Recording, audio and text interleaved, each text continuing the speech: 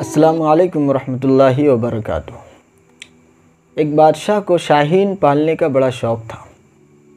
शाहीन परिंदे की चोंच टेढ़ी और नोकीली होती है और उसके पंजे में उसके नाखून बड़े बड़े होते हैं। तो बादशाह को शाहीन परिंदे को पालने का बड़ा शौक़ था। बड़े शौक़ से उसे पालता, उसका ख्याल करता।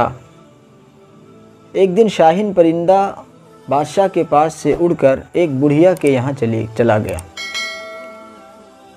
उस बुढ़िए ने उस परिंदे को पकड़ लिया। बुढ़िए की नज़र जब उसकी चोंच पर पड़ी तो बुढ़िए को लगा, अरे इसके चोंच तो टेढ़े हैं, ये बेचारा खाता कैसे होगा। ऐसा करते हैं, हम इसकी चोंच को सीधा कर देते हैं। वो बुढ़िया अपने घर से कैंची लेकर आई और उसके चोंच काट दिए। फिर बुढ़िए की नज़र उसके पंजों पर पड़ी जिसमें नाखून बड़े बड़े हो रहे थे। तो उस बुढ़िए ने सोचा कि ये तो चल भी नहीं सकता होगा, इसके नाखून इतने बड़े बड़े हो गए हैं, कोई इसका ख्याल नहीं रखता होगा। उसने सोचा चलो इसके नाखून कतर देते हैं। बुढ़िए ने कैंची से उसके नाखून भी काट दिए। बुढ़िया ये सोच रही थी कि हम इसका भला कर रहे हैं, इसका नफ़ा कर रहे हैं, हम इसके भलाई के लिए इसके चोंच काट रहे हैं, इसके नाखून काट रहे हैं।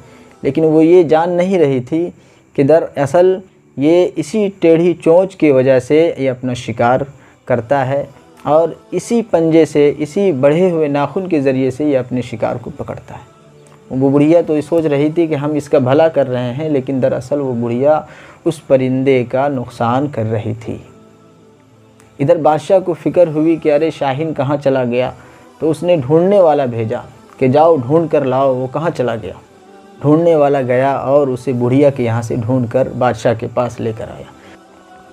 जब बादशाह ने उस शाहीन परिंदे का हश्र देखा कि उसके चोंच कटे हुए हैं और उसके नाखून भी कटे हुए हैं, तो उसने अपने वज़ीर को हुक्म दिया कि जाओ और इस शाहीन को बाज़ार लेकर जाओ और लोगों के सामने ये ऐलान कर दो कि जो कोई भी आदमी अपने आप को ऐसे लोगों के पास लेकर जाता है जो उसकी कदर नहीं जानता, जो उसकी काबिलियत और सलाहियत को नहीं जानता, उसका हशर इसी के तरह होता है। तो दोस्तों, हमें भी इस दुनिया के अंदर दो तरह के लोगों से सामना होता है। एक तो वो होते हैं जो हमारी सलाहियत को जानते हैं, हमारी काबिलियत को जानते हैं और इसकी वजह से वो हमारी कदर करते हैं, हमारी इज़्ज़त करते हैं।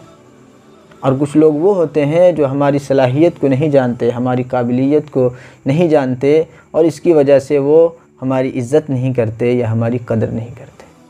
हमें चाहिए कि हम भी अपनी ज़िंदगी के अंदर अपने आप को ऐसे लोगों के पास लेकर जाएं, ऐसे लोगों से ताल्लुक़ रखें, ऐसे लोगों से अपना वास्ता रखें जो हमारी सलाहियत और काबिलियत को जानता हो, जो हमारी इज़्ज़त करता हो, हमारी कदर करता हो।